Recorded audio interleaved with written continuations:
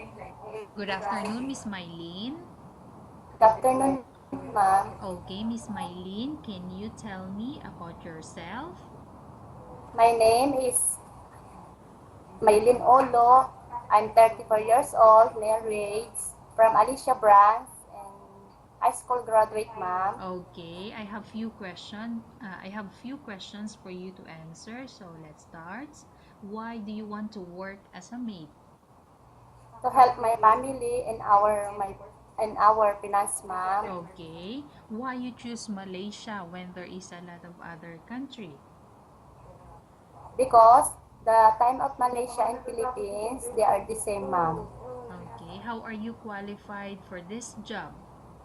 Because I hardworking, kind, and polite, disciplined person, ma'am. Okay, may I know what is your education level is?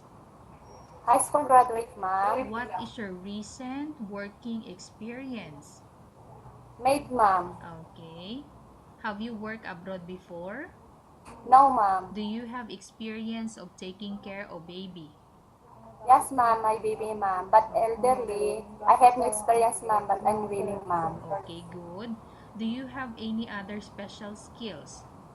Yes, ma'am. Okay, can you give me example? What are those special skills you have? Like cleaning, ironing, cooking, and laundering, ma'am. Okay, are you willing to learn new skills? Yes, ma'am. Are you willing to work with a family where the mother-in-law or any relatives stay together? Yes, ma'am. Currently, are you still working now? No, ma'am. Do you know how to cook? Yes, ma'am. Okay, so what sort of food can you cook? Like adobo, ma'am, paksiw, and apritada, ma'am. Okay, Tinola. so all food that you mentioned are all Filipino food, right? Yes, ma'am. Okay. Are you aware that you will have to do washing, cleaning, ironing, and cooking? Yes, ma'am. From all the house chores like cooking, cleaning, ironing, and washing, which do you like most? Uh, Cleaning, ma'am. If ever you were selected to work in Malaysia, who will take care of your kids? My husband, ma'am. You are not allowed to use handphone or cell phone during working hours. Yes, ma'am. You are only allowed to use handphone or cell phone after you finish all the works and when going to bed. Yes, ma'am. You are strictly needed to surrender the handphone to your employer in the morning, and your employer will return back to you once you're going to bed. Yes, ma'am. If ever your employer finds out that you're abusing your handphone and it's affected your work performance, your employer will confiscate your handphone and you're not allowed to hold it anymore. Instead, your employer will allow you to call to your family 3 times in a month. You're only allowed to bring normal phone and you're not allowed to bring smartphone. Are you agreed for the terms and condition? Yes, ma'am. Are you agreed to the rules and regulation of the for the handphone, sorry? Yes, ma'am. How many years is the contract as you agreed and understand? 2 years, ma'am. Okay. How can you assure to us that you will work hard in Malaysia? What will you do in Malaysia? Miss Mylene, Yes, ma'am. how can you assure to us that you will work hard in Malaysia? What will you do? I will do my job well and I will follow the rules and regulations, ma'am. Okay. Can you describe for me your ethics or your attitude? Respectful, ma'am. Okay. Disciplined, kind, and polite. Okay. Can you promise not to use the telephone without the permission of your employer? Can you Yes, ma'am. promise? Okay. Yes, ma'am. Can you promise not to put on makeup but to dress properly while work? Yes, ma'am. Can you promise not to invite friends and relatives without the consent of your employer? Yes, ma'am. Can you promise not to ask for advance salary from your employer under any circumstances? Yes, ma'am. Do you really understand of the rules and regulation of the agency?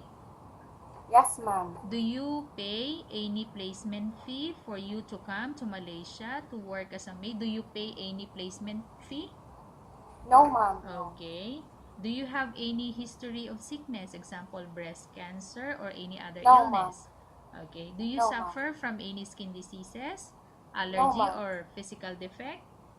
No, ma'am. Have you suffered from any serious illness? No, ma'am. Do you smoke? No, ma'am. Do you have any tattoo in the body? No, ma'am. Do you take any prohibited drugs before? No, ma'am. Have you undergone any operation or surgery? No, ma'am. Okay. Are you fit to work? Are you medically fit? Yes, Are ma'am. you in any medication? No, ma'am. Are you allergic with any food? No, ma'am. Are you prepared to work for the employer of any race? Are Yes, you ma'am. okay? Are you prepared to eat the type of food taken or given by your employer? Yes, ma'am. Okay. Are you afraid of being left alone in the house? No, ma'am. Are you afraid of dogs or other pets? No, ma'am. Can you promise to work according to instruction from your employer? Yes, ma'am.